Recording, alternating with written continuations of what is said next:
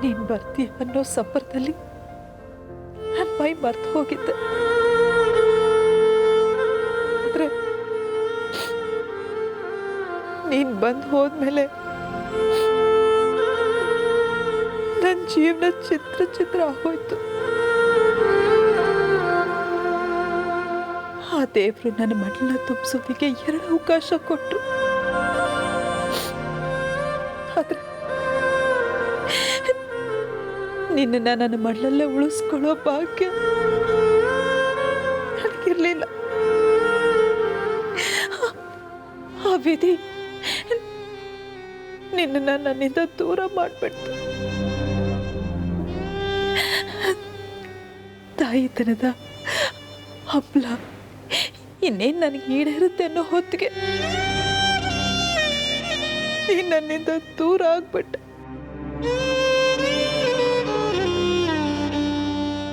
ಯಾಕೆ ಹೀಗೆ ಮಾಡ್ದೆ? ಯಾಕೆ ನಾನು ನಿನಗಿಷ್ಟ ಆಗ್ಲಿಲ್ವಾ? ಯಾವ ಜನ್ಮದಲ್ಲಿ ನಾನು ಯಾವ ಮಗುನ ಸಾಯಿಸ್ತೆ ಅಂತ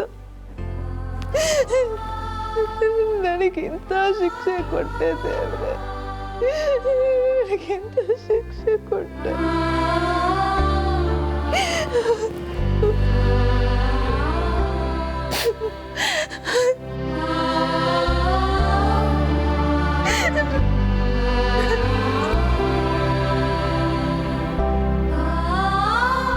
ನೀನನ್ನ 2 ಸಲ ಬಿಟ್ಟು ಹೋದ್ಮೇಲೂ ನೀನ್ ಮತ್ತೆ ಬಂದೇ ಬರ್ತೀಯ ಅನ್ನೋ ನಂಬಿಕೆ ನನಗಿತ್ತು. ಆದ್ರೆ ಆ ರಾಗಿಣಿ ಆಡಿದ ಮಾತುಗಳು ಕೇಳಿದ್ಮೇಲೆ ನನಗೂ ನಿನ್ ಜೊತೆನೆ ಈ ಪ್ರಪಂಚನ ಬಿಟ್ಟು ಬಂದ್ಬಿಡ್ಬೇಕು ಅಂತ ಅನ್ನಿಸ್ತು. ಆ ಮಾತುಗಳನ್ನ ನನ್ನ ಜೀವ ಇರೋವರೆಗೂ ಬರೆಯೋದಿಕ್ ಸಾಧ್ಯನೇ ಇಲ್ಲ.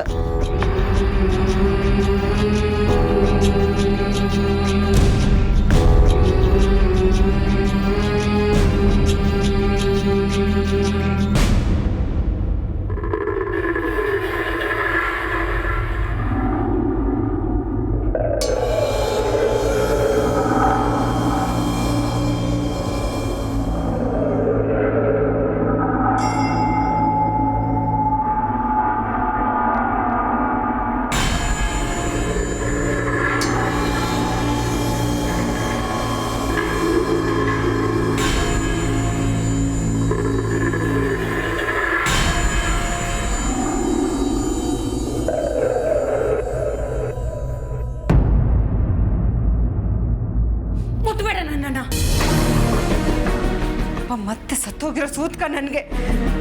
ನಮ್ಮಪ್ಪ ನಿನ್ನ ಹೊಟ್ಟೆಯಲ್ಲಿ ಹುಡ್ತಾರೆ ಅಂತ ನಾನು ಎಷ್ಟೊಂದು ಕನಸು ಕಟ್ಟಿದ್ದೆ. ನಮ್ಮಪ್ಪನೇ ವಾಪಸ್ ಬರಲಿಲ್ಲ ಅಂದಮೇಲೆ ನೀನಿದ್ದು ಏನು ಪ್ರಯೋಜನ? ಆ ಮಗು ಜೊತೆ ನೀನು ಸತ್ತೋಗ್ಬೇಕಾಗಿತ್ತು. ಈ ಭೂಮಿಗೆ ಭಾರ, ಅನ್ನಕ್ಕೆ ದಂಡ, ಇನ್ನು ಯಾಕೆ ಬದುಕಿದ್ಯಾ? ಛೇ,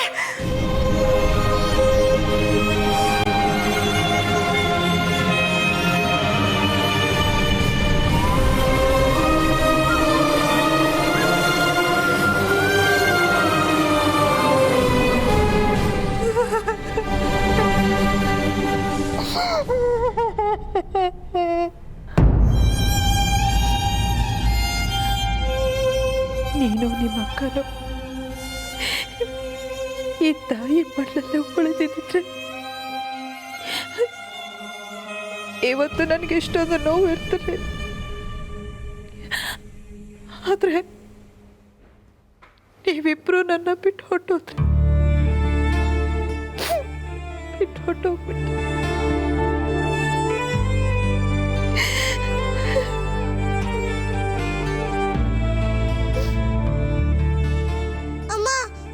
ನಿಮ್ಮ ಮಕ್ಕಳು ಮಲಗಿದ್ದಾಗ ನಮ್ಮ ಅಮ್ಮನ ತರ ಬಿಟ್ಟು ಬಂದ್ಬಿಟ್ರಾ? ಪುಟ್ಟ ಮಕ್ಕಳು ನಡ್ಕೊಂಡು ಎಲ್ಲಿಗೆ ಹೋಗಕ್ ಸಾಧ್ಯ? ನೀವೇ ಬಿಟ್ಟು ಬಂದಿದ್ದೀರಾ. ನನ್ನ ಅಮ್ಮನೂ ಇದೇ ತರ ಗೊಂಬೆ ಇಟ್ಕೊಂಡು ಹೋಯ್ತಿರೋಳು ಏನೋ. ಹೋಗ್ಲಿ ಬಿಡಮ್ಮ, ಅವ್ರು ಯಾವ ತರ ಸಿಕ್ತಾರೆ.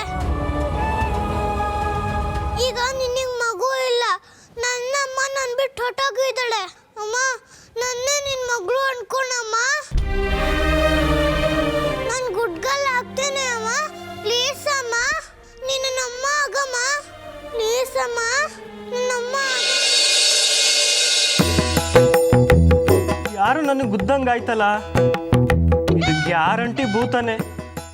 ಇದು ನನ್ನ ಬೆನ್ನಿಂದನೇ ಬಿದ್ದಿದೆ. ನಾನು ಮಾಡೋದನ್ನೆಲ್ಲ ನೋಡಿಕೊಂಡು ಇಲ್ಲೋ ನಿಂತಿದೆ ಅಂತ ಕಾಣುತ್ತೆ.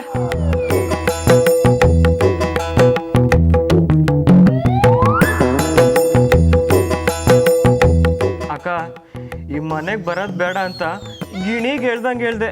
ನನ್ನ ಮಾತು ಕೇಳ್ದೆ ಆಟ ಮಾಡಿ ಇಲ್ಲಿಗೆ ನಮ್ಮನ್ನೆಲ್ಲ ಬಲಿ ಕೊಡಕ್ಕೆ ಕರ್ಕೊಂಬಂದಿದೀಯಾ? ಏನಾದರೂ ಹೇಳಿದ್ರೆ ಭೂತ ಓಡಿಸ್ತೀನಿ ಅಂತ್ಯ. ಹಾಳಾದ ಭೂತ ನಿನಗೆ ಮಾತ್ರ ಕಿರಿಕ್ ಮಾಡಲ್ಲ, ನನ್ನ ಹತ್ರ ಬಂದು ಜೀವ ತಿನ್ನುತ್ತೆ. ಅಯ್ಯೋ ಅಕ್ಕ, ಮೊದಲು ಈ ಭೂತನ ಓಡಿಸಿ ನನ್ನ ಜೀವ ಉಳಿಸು, ಇಲ್ಲ ಅಂದರೆ ನಾನು ಈ ಮನೆ ಬಿಟ್ಟು ಓಡೋಗೋದಂತೂ ಗ್ಯಾರಂಟಿ. ಅಯ್ಯೋ ಪಾಪ, ಆ ಪುಕ್ಲಂಕರನ್ನು ಪಾತ್ರೆ ಎತ್ಕೊಂಡೇ ಇಲ್ಲ, ಎದುರ್ಕೊಂಡಿದ್ದಾನೆ ಅನ್ಸುತ್ತೆ. ನಾನೇ ಜೋಡಿಸ್ಬಿಡ್ತೀನಿ. ಅಸ್ಪುಸ್ ಲಿಂಬು ಜ್ಯೂಸ್. ಪಾತ್ರೆಗಳೇ ಪ್ಲೀಸ್, ನೀವು ಮೊದಲಿನ ಥರ ಜ್ಯೂಸ್ ಕೊಡಿ ಪ್ಲೀಸ್.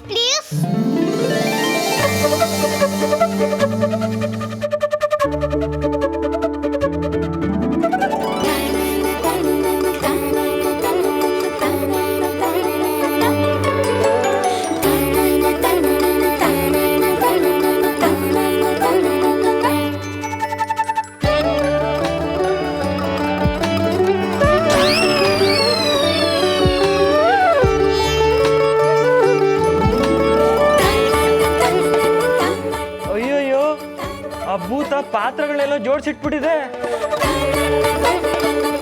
ಅಂದ್ರೆ ಅದಿಲ್ಲೇ ಎಲ್ಲೋ ಇದೆ ಅಂತ ಕಾಣುತ್ತೆ. ವೆಂಕಟೇಶ್ವರ ಕಾಪಾಡಪ್ಪ. ವೆಂಕಟೇಶ್ವರ ಕಾಪಾಡಪ್ಪ ನನ್ನ ಪ್ಲೀಸ್.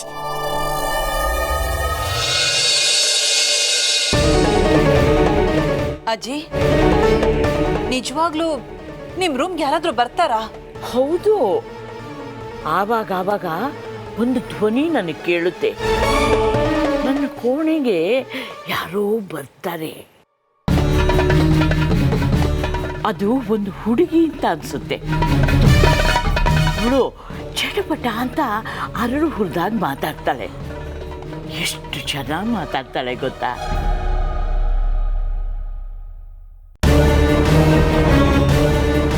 ಅಜ್ಜಿ, ಇದು ಭೂತದ ಮನೆ ಇರಬೇಕು, ಅದಕ್ಕೆ ಭೂತದ ಜಷ್ಟೇ ನಡೀತಾ ಇದೆ.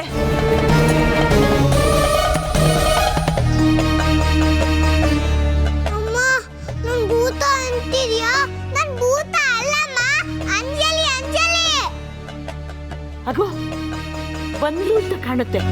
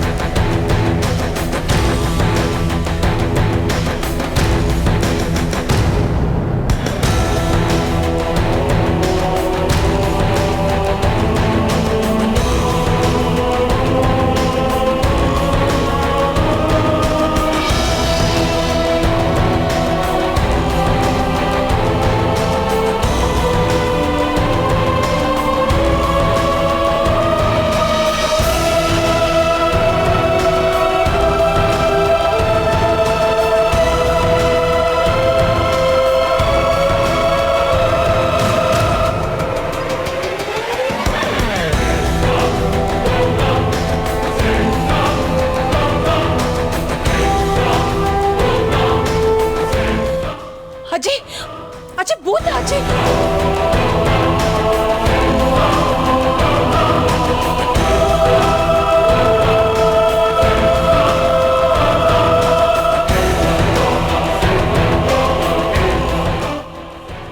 ಅಮ್ಮ, ನನ್ ಭೂತ ಅಲ್ಲಮ್ಮ, ಕಾಣ್ಲಿ ಅಂತ ಇಲ್ಲಿ ಬರ್ತಿದ್ದೀನಿ ನೋಡಮ್ಮ. ಅಂಜಲಿ. ಅಯ್ಯೋ ಅಜ್ಜಿ, ಭೂತ! ಅಯ್ಯೋ, ಪದೇ ಭೂತ ಅಂತ ಯಾಕೆ ಹೇಳ್ತಾ ಇದೀಯಾ? ಅದ್ರ ಹೆಸರು ಅಂಜಲಿ ಅಂತೆ.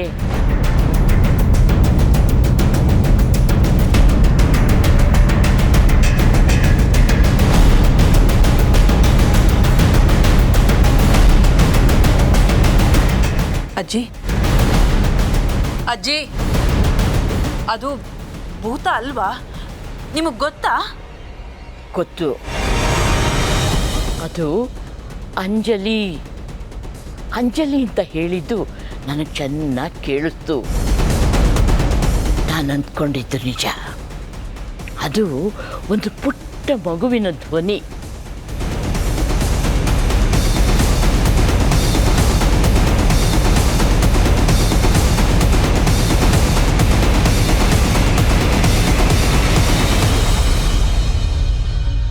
ಇದನ್ನ ಎಲ್ಲಿಂದ ತಂದಿದ್ದು ಅಂತ? ಇದನ್ನ ನನ್ನ ಸೊಸೆ ರೂಮಿಂದ ತಂದಿರೋದು.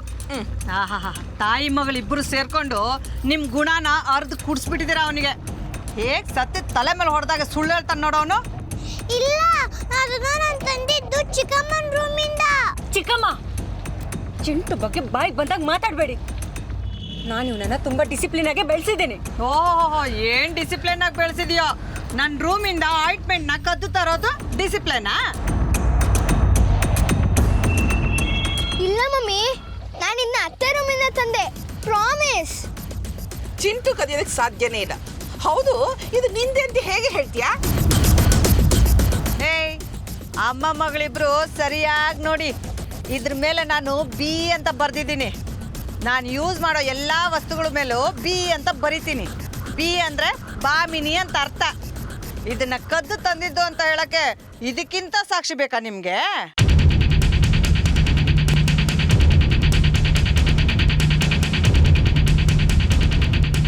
ಅಯ್ಯೋ, ಕೇಳೇ ಇಲ್ಲ.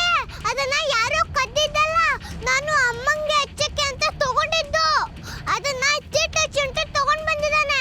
ಮೊದಲು ಇದನ್ನ ಅಮ್ಮಂಗೆ ಹೇಳ್ಬೇಕು. ಅಮ್ಮ, ಅಮ್ಮ, ಎತ್ಕೊಂಡು ಹೋಗಿ ಯಾವಳಿಗೆ ಬೇಕು ನೀನು ಆಯಿಂಟ್ಮೆಂಟ್ ಇಲ್ಲಿ? ಈಗ ಇಬ್ರಿಗೂ ಇನ್ನೂ ಜಾಸ್ತಿ ಉರಿತಾ ಇರತ್ತೆ. ತಗೊಳ್ಳಿ, ಅಮ್ಮ ಮಗಳಿಬ್ರು ಹಚ್ಕೊಳ್ಳಿ. ಇಟ್ಕೊ ನೀನೆ.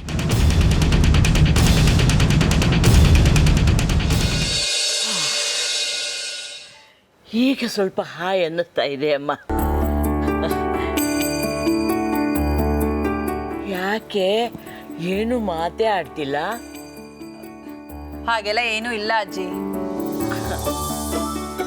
ಎಲ್ರ ಜೊತೆ ಸಂತೋಷವಾಗಿರೋದು ಬಿಟ್ಟು ಹೀಗೆ 3 ಹೊತ್ತು ನನ್ನ ಸೇವೆ ಮಾಡ್ಕೊಂಡಿರ್ಬೇಕು ಅಂತ ಬೇಸರನಾ? ಇಲ್ಲ ಅಜ್ಜಿ, ಹಾಗೆ ಎಲ್ಲರ ಜೊತೆ ಇರಬೇಕು ಅನ್ನೋ ಆಸೆ ನನಗೇನೂ ಇಲ್ಲ. ಮಕ್ಕಳಿಲ್ಲ ಬಂಜೆ ಅಂತ ಎಲ್ರ ಕೈಯಲ್ಲೂ ಮೂತಿ ತಿವಿಸ್ಕೋತಾ ಇದ್ರೆ ನೀ ತಾನೇ ಹೇಗಮ್ಮ ಸಂತೋಷವಾಗಿರೋಕ್ಕಾಗತ್ತೆ? ನಿನ್ನಂಥ ಒಳ್ಳೆ ಹುಡುಗಿಗೆ ಆ ದೇವರು ಯಾಕೆ ಅನ್ಯಾಯ ಮಾಡುತ್ತೆ?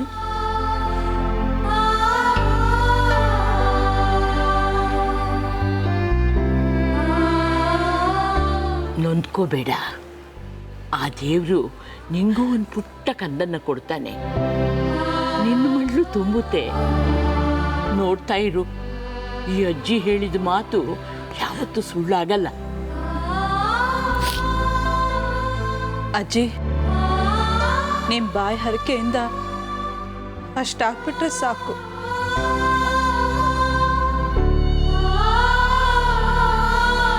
ಅಮ್ಮ, ಸಾರಿ, ನನ್ನ ಕ್ಷಮಿಸ್ಬಿಡು. ನಾನು ತಪ್ಪು ಮಾಡ್ಬಿಟ್ಟೆ, ಸಾರಿ. ಅದು ಏನಾಯ್ತು ಅಂದ್ರೆ ನಿನ್ನ ಕಾಲು ಸುಟ್ಕೊಂಡಿದ್ಯಲ್ಲ, ಅದಕ್ಕೆ ಕಚ್ಚೋಣ ಅಂತ ಮಾಡಿ ಚಿಕ್ಕಮ್ಮನ ರೂಮಿಂದ ಆಯಿಂಟ್ಮೆಂಟ್ ತಂದಿದ್ದೆ. ಅದನ್ನ ನೀನ್ ತಂದಿದ್ದೆ ಅಂತ ಮಂತ್ರವಾದಿ ಅತ್ತೆ ನಿಂಗೆ ಭಯಕ್ಕೆ ಬರ್ಬೋದು. ಸಾರಿ ಅಮ್ಮ, ನನ್ನ ಕ್ಷಮಿಸ್ಬಿಡು. ನನ್ನಿಂದ ನೀನು ಮತ್ತೆ ಬಯಸ್ಕೋಬೇಕಾಗತ್ತೆ.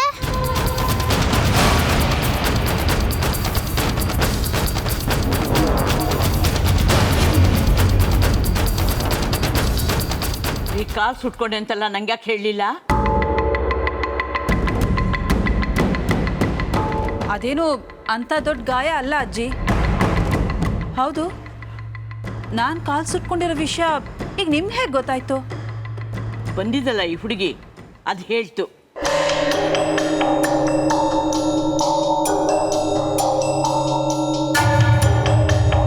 ಅಜ್ಜಿ, ಆ ಮಗು ಮತ್ತೆ ಬಂದಿದ್ಯಾ? ನನ್ನ ಬಿಟ್ಟು ಹೋದ ಮಕ್ಕಳಲ್ಲಿ ಯಾರಾದ್ರೂ ಒಬ್ರು ಇರ್ಬೋದಾ ಅಜ್ಜಿ? ಆ ಮಗು ನೋಡಕ್ ಹೇಗಿದೆ ಅಜ್ಜಿ? ನಿಮಗೆ ಕಾಣಿಸ್ತಾ ಇದೆಯಾ ಅಜ್ಜಿ? ಒಂದ್ಸಲ ನನ್ನನ್ನು ಅಮ್ಮ ಅಂತ ಕರೆಯೋದಿಕ್ಕೆ ಹೇಳಿ.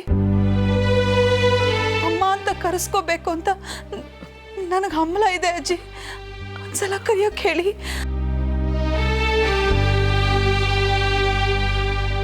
ಅದು ಯಾವಾಗಲೂ ಅಮ್ಮ ಅಮ್ಮ ಅನ್ನುತ್ತೆ, ಅದನ್ನೇ ಕೇಳ್ತೀನಿ ಇರು.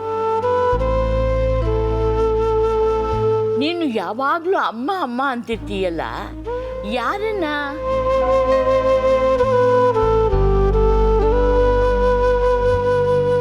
ಈ ಅಮ್ಮನ್ನೇ. ಎಲ್ಲಿ ಗಟ್ಟಿಯಾಗಿ ಹೇಳು. ಈ ಅಮ್ಮನ್ನೇ.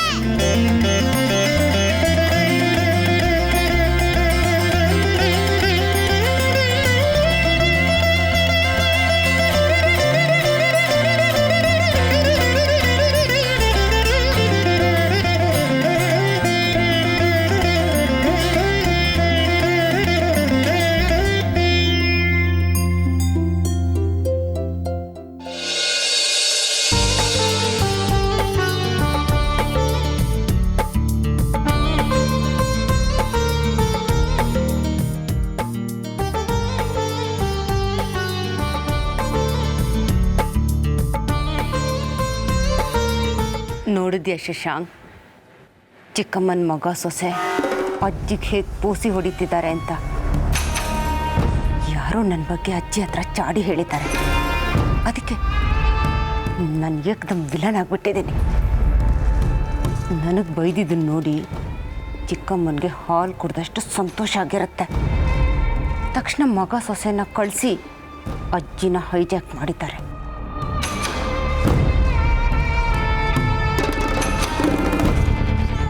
ಎಲ್ಲರೂ ಪೂಜೆಗೆ ಬಂದಿದ್ದಾರೆ. ಈ ಅಮ್ಮ ಎಲ್ಲಿ ಹೋದ್ಲು?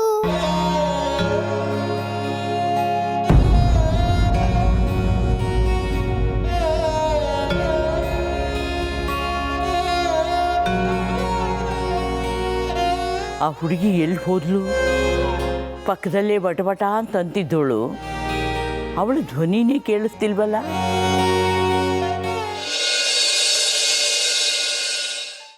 ಎಲ್ಲಿಗೆ ಹೊರಟೆ? ಪೂಜೆ ಇದೆಯಲ್ಲ ಅತ್ತೆ, ಪೂಜೆ ನಾನೇ ಮಾಡಬೇಕಲ್ಲ. ಓಹೋ, ನೀನು ಪೂಜೆ ಮಾಡಲಿಲ್ಲ ಅಂದರೆ ದೇವರು ಕೋಪ ಮಾಡ್ಕೊಂಡು ಶಾಪ ಕೊಟ್ಬಿಡ್ತಾನ? ಅಥವಾ ನೀ ಪೂಜೆ ಮಾಡಿದ್ರೆ ನಾಳೆನೇ ಆಕಾಶದಿಂದ ಆ ಮಗುನ ಉದುರಿಸ್ಬಿಡ್ತಾನ? ನೋಡೆ, ಹೆಜ್ಜೆ ಹೆಜ್ಜೆಗೂ ಗೊತ್ತಾಗಿದೆ ನೀನು ದುರದೃಷ್ಟವಂತೆ ಅಂತ. ನಿನ್ನಿಂದ ರಾಗಿ ನೀನು ಕೈ ಸುಟ್ಕೊಂಡ್ರು. ನೀನು ಅಲ್ಲಿಗೆ ಬರೋದು, ಪೂಜೆ ಮಾಡೋದು, ಯಾರಿಗಾದ್ರೂ ತೊಂದರೆ ಆಗೋದು, ಯಾವ್ಯಾವ ಅಪಶಕನಗಳು ಕಾದಿದ್ದೀವಿ ಯಾರಿಗೆ ಗೊತ್ತು.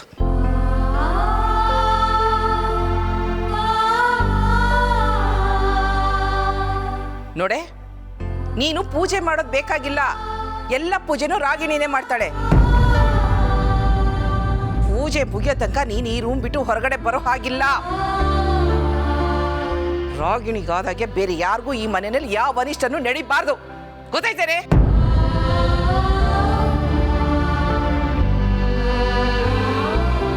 ಅಮ್ಮ ಯಾಕೆ ಪೂಜೆ ಮಾಡ್ಬೋದು? ಅಮ್ಮ ಏನ್ ತಪ್ಪು ಮಾಡಿದಾಳೆ? ಏನಮ್ಮ ನೀನು? ರಾಗಿಣಿ ಕೈ ಸುಟ್ಕೊಂಡಿರೋದು ಒಂದು ಆಕಸ್ಮಿಕ. ಇದರಲ್ಲಿ ಅನಿಷ್ಟ ಏನು ಬಂತು? ಯಾಕೆ ಯಶೋಧ ಕಾಲು ಸುಟ್ಕೊಂಡಿಲ್ವಾ? ಸರಿಯಾಗಿ ಹೇಳಿದ್ರಿ. ಅಮ್ಮ ಕಾಲ್ ಸುಟ್ಕೊಂಡಿದ್ದು ಮಂತ್ರಾವತಿ ಅತ್ತೆಂತಾನೆ. ನಾನೇ ನೋಡಿದ್ದೀನಿ. ಅವಳ ಅನಿಷ್ಟ. ಪರವಾಗಿಲ್ಲ ಕಣೋ ರಾಜೀವ, ಹೆಂಡ್ತಿನ ವಹಿಸ್ಕೊಂಡು ನನ್ನ ಮುಂದೆನೇ ನಿಂತ್ಕೊಂಡು ಮಾತಾಡೋಷ್ಟು ಧೈರ್ಯ ಬಂದ್ಬಿಡ್ತ ನಿಂಗೆ. ನೋಡ, ರಾಗಿಣಿ ಹೇಳು ಅಂದಿದ್ದನ್ನ ಇಲ್ಲಿ ಬಂದು ನಾನು ಹೇಳ್ತಿದ್ದೀನಿ ಅಷ್ಟೇ. ನನ್ನ ಮಾತನ್ನು ನೀವು ಬೆಲೆ ಕೊಟ್ಟಿಲ್ಲ ಅಂತಂದರೆ ರಾಗಿಣಿನೇ ಕರಿತೀನಿ.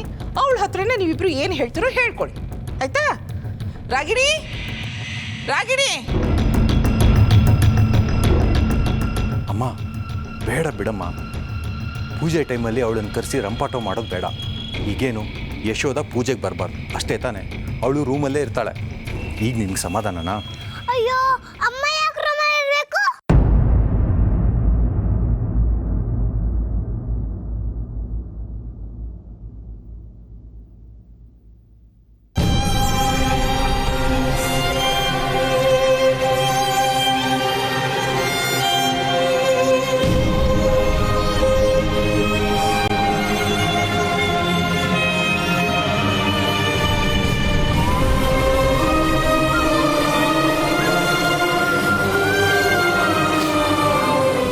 ಅತ್ತೆ ಹೇಳಿದ್ದು ಸರಿನೇ.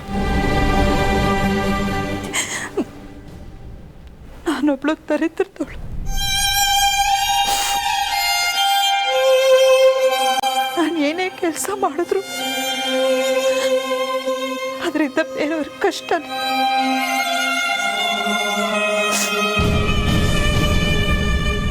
ಈ ವಂಶದ ಕೊಡಿನ ಎತ್ಕೊಳಕ್ಕಾಗ್ತಿರೋ ನಾನು ಎಲ್ಲರೂ ಪಾಲ್ಗೂ ಅನಿಷ್ಟ.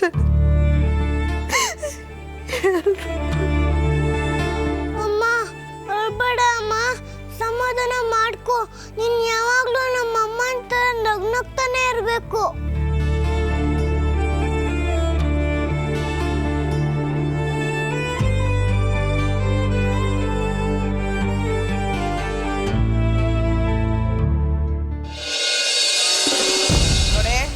ಇನ್ನು ಒಂದ್ಸರಿ ಕದ್ದು ಮುಚ್ಚಿ ಅತ್ತೆ ರೂಮ್ಗೆ ಹೋಗೋದು, ಪಿತ್ತೂರಿ ಮಾಡೋದೇನಾದರೂ ಮಾಡಿದೆ ನಾನು ಸುಮ್ಮನೆ ಇರೋದಿಲ್ಲ.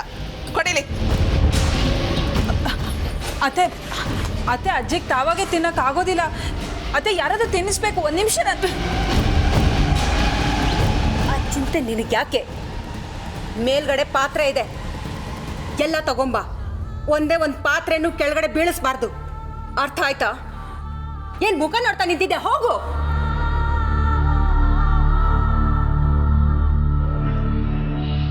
ಅಯ್ಯೋ, ಅಮ್ಮನ್ನು ಪಾತ್ರ ತರ ಕಳಿಸ್ಬಿಟ್ರು. ಅಜ್ಜಿಗೆ ಪ್ರಸಾದ ತಿನ್ಸೋರು ಯಾರು? ನಾನು ಹೋಗಿ ನೋಡ್ತೀನಿ. ಆ ಮುದುಕಿಗೆ ಈ ಮರಿ ಸೊಸೆನೂ ಸರಿ ಇಲ್ಲ. ಇವಳು ಏನೋ ಪಿತೂರಿ ಮಾಡ್ತಿದ್ದಾಳೆ ಅಂತ ನಂಬಿಸೋ ಪ್ರಯತ್ನ ಮಾಡಬೇಕು. ಅದಕ್ಕೆ ಇವಳ ವಿರುದ್ಧ ನಿತ್ಯನ ಎತ್ಕಟ್ಟಬೇಕು. ಎಸ್, ಈಗ ಉಳ್ದಿರೋದು ಇದೊಂದೇ ದಾರಿ.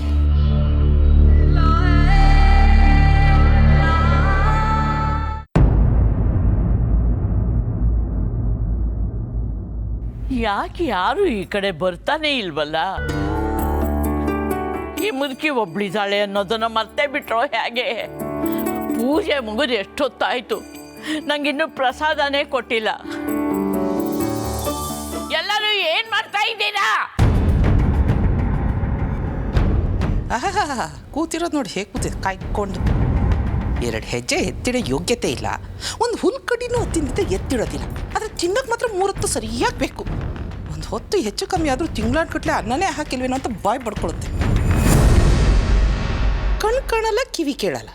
ಆದರೆ ಆಸ್ತಿ ಎಲ್ಲ ತನ್ನ ಹತ್ರನೇ ಇಟ್ಕೊಂಡು ದರ್ಬಾರ್ ಮಾಡುತ್ತೆ. ಮರಿ ಸೊಸೆನೇ ಪೂಜೆ ಮಾಡಬೇಕಂತ. ಯಾಕೆ? ನನ್ನ ಮಗಳು ಮಾಡಿದ್ರೇನು ದೇವ್ರಿಗೆ ಬೇಡ ಅಂತನ, ಅಥವಾ ಶಾಪ ಕೊಟ್ಬಿಡ್ತಾನ? ದರಿದ್ರದ್ದು.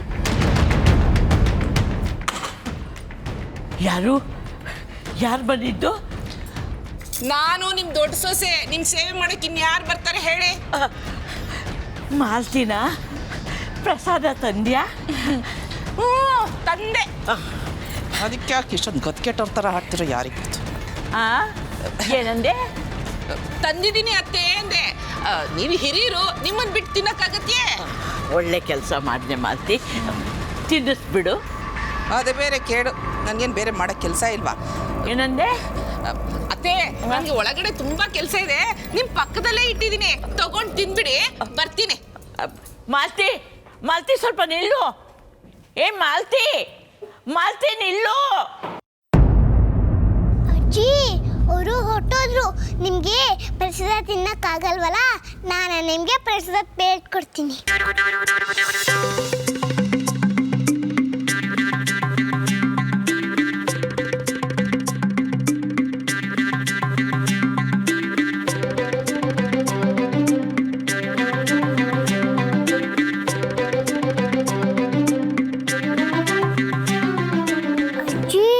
ಮಂತ್ರವಾದಿ ಅಮ್ಮ ನಿನ್ನ ಏನೇನೋ ಬೈಕೊಂಡೋದ್ಲು.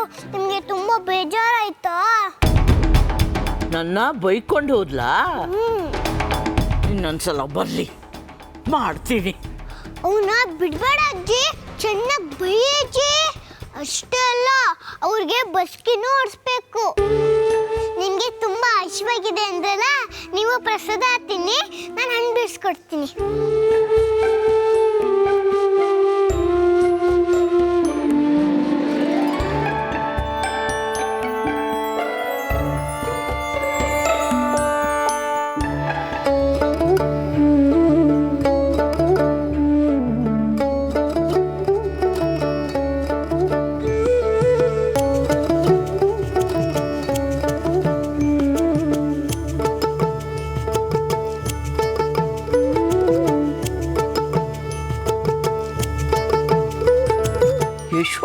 ಎಲ್ಲಿ ಹೋದ್ರು? ಯಾಕೆ ಬರಲಿಲ್ಲ? ಅಯ್ಯೋ ಅಜ್ಜಿ, ಅಮ್ಮ ಇಲ್ಲಿಗೆ ಬರಬಾರ್ದು ಅಂತ ಮಂತ್ರವಾದಿ ಅತ್ತೆ ಬಿಡ್ತಾನೆ ಇಲ್ಲ. ಅಮ್ಮಂಗೆ ಎಲ್ಲರೂ ಬೈತಾರೆ, ಅಳಿಸ್ತಾರೆ. ಆದ್ರೆ ಅಮ್ಮ ಯಾರಿಗೂ ಬೈಯೋದೇ ಇಲ್ಲ. ಅಜ್ಜಿ ನೀನಾರು ಹೇಳ್ಬಿಡು ಅಜ್ಜಿ. ಹೌದಾ? ಅಯ್ಯೋ, ನನ್ನ ಬಗ್ಗೆ ಅದು ಎಷ್ಟೊಂದು ಪ್ರೀತಿ ನಿಂಗೆ. ಆದರೆ ನೀನು ಯಾರು ಅಂತ ಹೇಳಲೇ ಇಲ್ಲ. ಅಯ್ಯೋ ಅಜ್ಜಿ, ಎಷ್ಟತ್ತೆ ಹೇಳಿ ನಾನು ಅಂಜಲಿ ಅಂತ. ಅಯ್ಯೋ ಈಗ ಮಾಡ್ತೀನಿ. ನಾನು ಅಂಜಲಿ ಅಂಜಲಿ ಅಂಜಲಿ ಅಂಜಲಿ ಅಂಜಲಿ ಅಂಜಲಿ ಅಂಜಲಿ ಅಂಜಲಿ ಅಂಜಲಿ ಅಂಜಲಿ ಅಂಜಲಿ ಅಂಜಲಿ ಅಂಜಲಿ ಅಂಜಲಿ ಅಂಜಲಿ.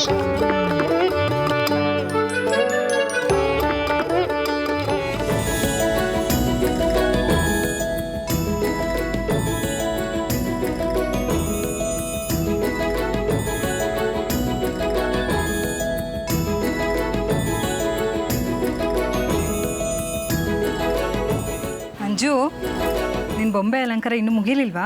ಇಲ್ಲಮ್ಮ, ಇನ್ನೂ ಮುಗಿಲಿಲ್ಲ.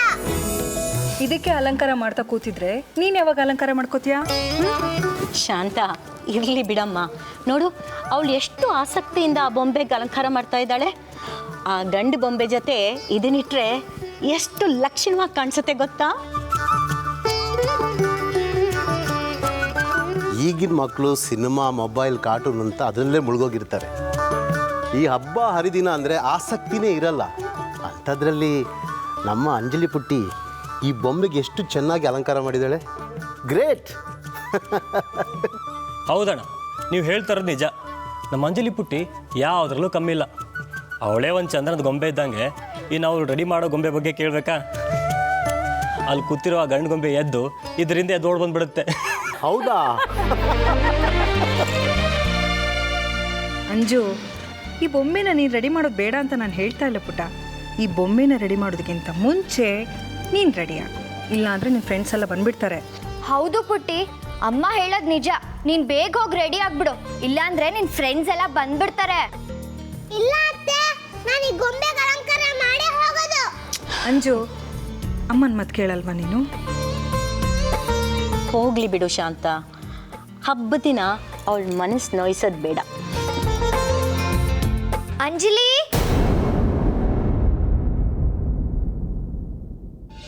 ಅಂಜಲಿ, ನೋಡಿದ್ಯಾ ನಿನ್ನ ಫ್ರೆಂಡ್ಸ್ ಎಲ್ಲ ಬಂದೇ ಬಿಟ್ರು. ವಿದ್ಯಾ, ಹೋಗ್ಮಾ, ಅವ್ರನ್ನೆಲ್ಲ ಒಳಗೆ ಕರಿ.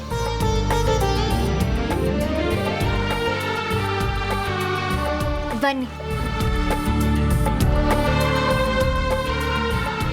ಬನ್ನಿ ಬನ್ನಿ.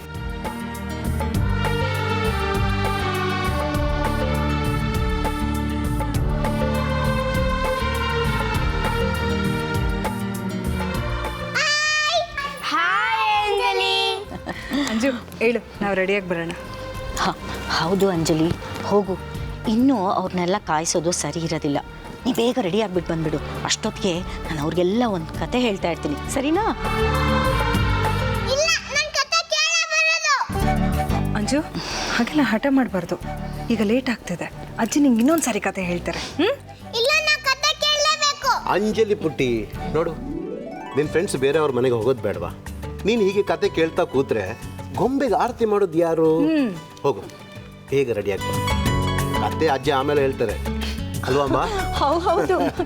ನಮ್ಮ ಅಂಜಲಿ ಪುಟ್ಟಿನ ರಾತ್ರಿ ನನ್ನ ಪಕ್ಕ ಮಲಗಿಸ್ಕೊಂಡು ತಟ್ಟಾ ಕತೆ ಹೇಳ್ತೀನಿ, ಸರಿನಾ? ಅಜ್ಜಿ ಯಾವತ್ತಾದ್ರೂ ಸುಳ್ಳು ಹೇಳ್ತಾರಾ? ಇಲ್ಲ ಪುಟ್ಟಿ, ಖಂಡಿತ ಹೇಳ್ತೀನಿ. ಈಗ ನೀನು ಬೇಗ ಹೋಗಿ ರೆಡಿಯಾಗಿ ಬಂದ್ಬಿಡು, ಸರಿನಾ? ಬಾ, ನಾವು ರೆಡಿಯಾಗಿ ಕಮಾನ್ ಕಮಾನ್. ನೀನು ಬೇಗ ರೆಡಿ ಮಾಡ್ಸೋ.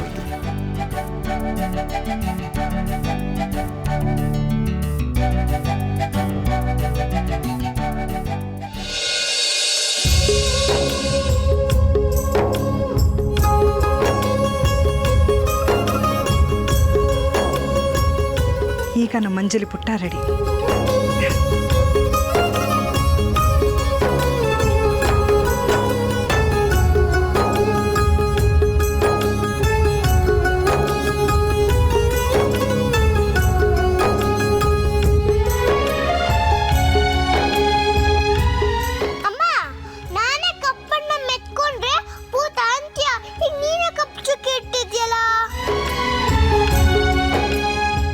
ಚುಕ್ಕೆ ಇಟ್ಟಿರೋದು ನೀನು ತುಂಬ ಮುದ್ದ ಕಾಣಿಸ್ತಾ ಇದೆಯಾ, ನಂದೇ ದೃಷ್ಟಿ ಆಗುತ್ತೆ ನಿನಗೆ, ಅದಕ್ಕೆ ಕಪ್ ಚುಕ್ಕೆ ಇಟ್ಟಿದ್ದು. ಆದರೆ ಏನೋ ಬಣ ಬಣ ಅನಿಸ್ತಾ ಇದೆಯಲ್ಲ. ನಾನು ಒಂಚೂರು ಹೋಗಿ ಬರ್ತೀನಿ, ಅಲ್ಲಿವರೆಗೂ ನೀನು ಇಲ್ಲೇ ಇರಬೇಕು, ಎಲ್ಲೂ ಹೋಗಿ ಕುಡ್ದು.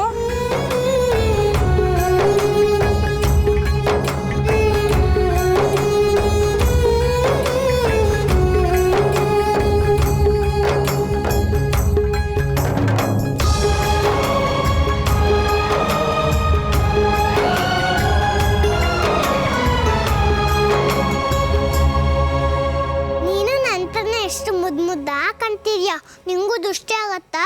ಇದು ನಿಂಗೂ ದೃಷ್ಟಿ ಬಟ್ಟಿರ್ತೀನಿ.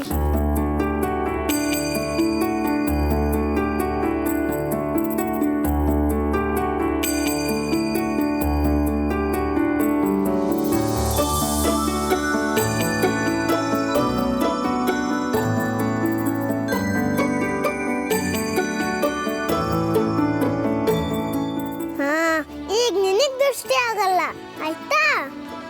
ಅಂಜಲಿ, ರೆಡಿ ಆದ್ಯಾ? ಬೇಗ ಬಾ, ನಿನ್ ಫ್ರೆಂಡ್ಸ್ ಎಲ್ಲ ಕಾಯ್ತಿದ್ದಾರೆ. ಅಯ್ಯಯ್ಯೋ, ನನ್ನ ಫ್ರೆಂಡ್ಸ್ ಎಲ್ಲ ಬಂದ್ಬಿಟ್ಟಿದ್ದಾರೆ. ಬೇಗ ಹೋಗಿ ಪೂಜೆ ಮಾಡೋಣ, ಆಯ್ತಾ?